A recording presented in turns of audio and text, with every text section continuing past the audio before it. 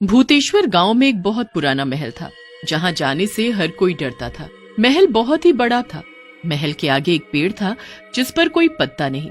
हर तरफ जाला लगा हुआ था और बिल्लियों के चीखने की आवाजें आती थी। आज वहां पूरब ने एक हेलोइन पार्टी रखी थी। पूरब अपने सभी दोस्तों को आधी रात को हेलोइन पार्टी में बुलाता है। पूरब अपने सभी दोस्तों को फोन करके कॉन्फ्रेंस कॉल पर लेता है। सुनो सारे, आज तुम्हारा भाई पार्टी देगा।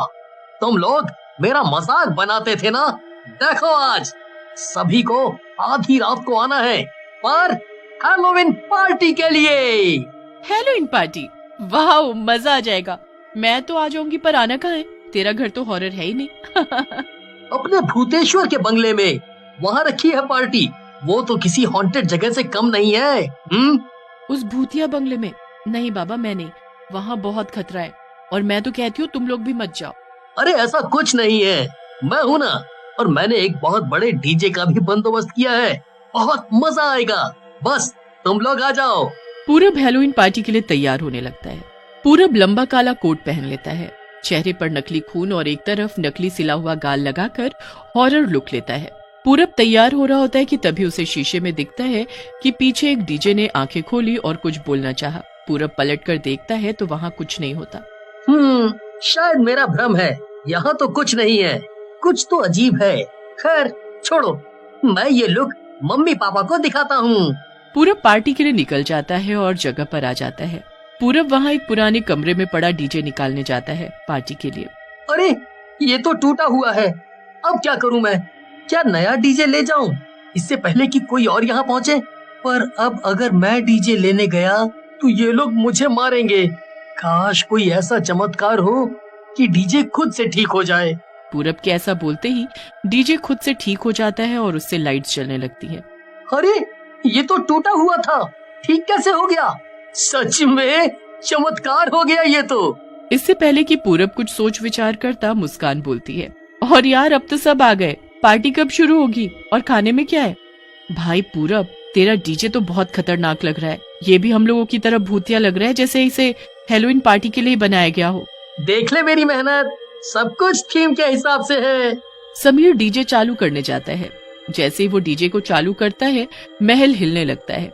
तेज हवाएं चलती हैं। वही खतरनाक बिल्लियों की आवाज जो सबके कानों को दर्द करती है, और डीजे से एक खींची हुई आवाजें आने लगी, जैसे कोई उसके तार खींच रहा हो। अरे पूरब, इसे बंद करो, नहीं तो हमारे कान सुनने लायक नहीं रहेंगे। कोई तो जाओ, बंद करो इसे। समीर डीजे बंद करने जाता है, तभी अचानक डीजे हवा में उड़ता है और डीजे की बड़ी बड़ी आंखें खुल जाती हैं और वो सभी को घूरने लगता है।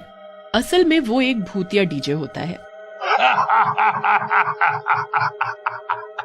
फंस गए ना तुम लोग मेरे जाल में। अब तुमको कोई नहीं बचा सकता। अब तुम सिर्फ मेरे इशारे पर नाचोगे। जैसा मैं कहूंगा वैसा ही तुमको करना पड़ेगा, करना पड़ेगा, करना पड़ेगा। क्या बकवास है ये? मैं अभी तेरे तार काटती हूँ, फिर देखूं तू कैसे चालू होगा। रुक, तू रुक। काजल आगे बढ़ती है और डीजे को बंद कर देती है। देखा, हो गया ना बंद डीजे। तुम लोग खामखा परेशान हो रहे थे। भूतिया डीजे अपना बड़ा सा मुंह खोलता है और अंजलि को अपने अंदर ले लेता है। सब चिल्लाते हैं पर कुछ नहीं होता। ये तुमने क्या किया? वो मेरी दोस्त थी और तुमने उसे निगल लिया। अभी सिर्फ निगला है, ज्यादा करोगे तो सोच लेना पूरब, सोच लेना। सब शांत हो जाते हैं। सबके चेहरे पर खौफ था, पर कोई कुछ बोल नहीं सकता था, क्योंकि अगर बोलता तो भूतिया डीजे उसे मार देता या शायद निकल जाता। अरे तुम लोग तो पार्टी करने आए थे, पार्टी करो, गाना चलाओ, खाओ पियो। सब बाहर भागने लगते हैं, पर भूतिया डीजे गेट बंद कर देता है। मैंने कहा पार्टी करो, ये नहीं कि तुम भागो। बहुत महीनों बाद मुझे एक पार्टी मिली है, उसमें भी तुम लोग नखरे कर रहे हो। अच्छा ठीक है, मैं गाने चलाता हूँ, तुम लोग डांस करो, डांस करो, डांस करो, डांस करो। भूतिया डीजे गाने चलाता है, पर कोई डांस नहीं करता। वो गाने का वॉल्यूम बढ़ा देता है और सब हिप्नोटाइज हो जाते हैं। सबकी आंखें रंग बिरंगी गोल गोल घूमने लगती हैं। सब अपने दोनों हाथ आगे करते हैं और गर्दन टेढ़ी करके नाचने लगते हैं, मानो जैसे मुर्दे नाच रहे हो। भूतिया डीजे बहुत तेज तेज हंसता है। हाँ, अब तक तुमने मुझे नचाया जैसा तुमने चाहा, बेस बढ़ाया। इतनी बार तो मुझे दर्द हुआ। जब तुम लोग वॉल्यूम बढ़ाकर चलाते थे कितना दर्द होता था। अब मैं तुम्हें बताऊंगा जो दर्द मैंने सहा। अरे गाने चलाने की लिमिट होती है।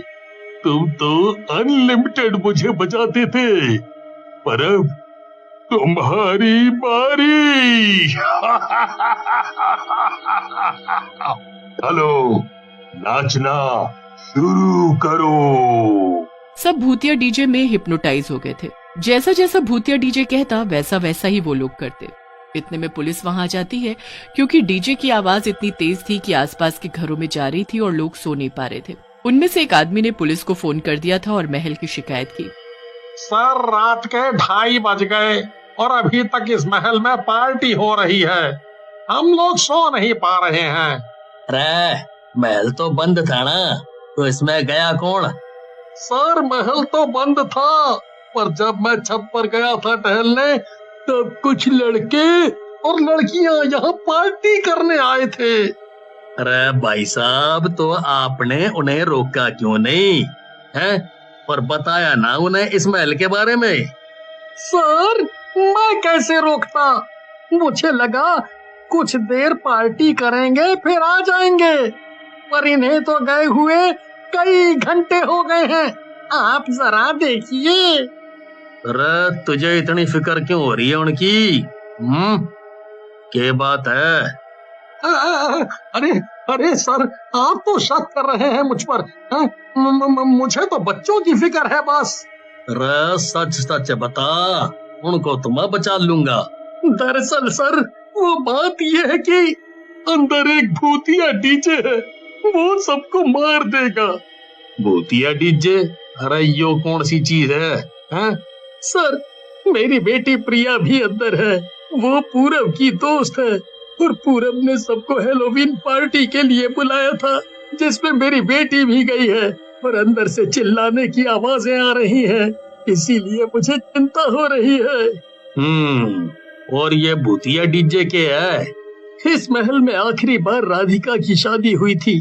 दूल्हे की डिमांड थी कि डीजे रात भर बजे, पर डीजे वालों ने डीजे बंद कर दिया, क्योंकि उनको सिर्फ रात 10 बजे तक के पैसे दिए गए थे। जब डीजे बंद हुआ तो कुछ देर बाद दूल्हे को गुस्सा आ गया और उसने डीजे तोड़ दिया। इतना ही नहीं, उसने डीजे वाले को इतना मारा कि उसकी जान ही चली गई। पुलिस सोच में पड़ जाती है कि आखिर क्या करे। वो महल को चारों तरफ से घेर लेती है और महल के आसपास छानबीन करती है, जिससे भूतिया डीजे को पता भी न चले और पुलिस वाले उन सभी को बचा ले। हमें जाने दो, आखिर हमें परेशान करके तुम्हें क्या मिल जाएगा? सब तेज से रोने लगते हैं और चिल्लाने लगते हैं। भूतिया डीजे को बहुत गुस्सा आ जाता है। सब इधर उधर भागने लगते हैं और कुछ लोग गेट खोलने की कोशिश करते हैं। इतनी भी कोशिश कर लो, गेट नहीं खुलेगा, नहीं खुलेगा, नहीं खुलेगा। गाना बजता है। ना चाहते हुए भी पूरब और समीर को ठुमके लगाने पड़ते हैं। काजल शांत खड़ी होती है, पर उसके दिमाग में कुछ चल रहा होता है। वो भूतिया डीजे से पूछती है, सुनो, मैं जानती हूँ तुम हमें पसंद नहीं करते, इसीलिए तुम हमसे ये सब करवा रहे हो ताकि हम लोग एक दूसरे को ही मार दें, क्यों, है ना? भूतिया डीजे को बातों में लगाकर काजल धीरे धीरे आगे बढ़ती है।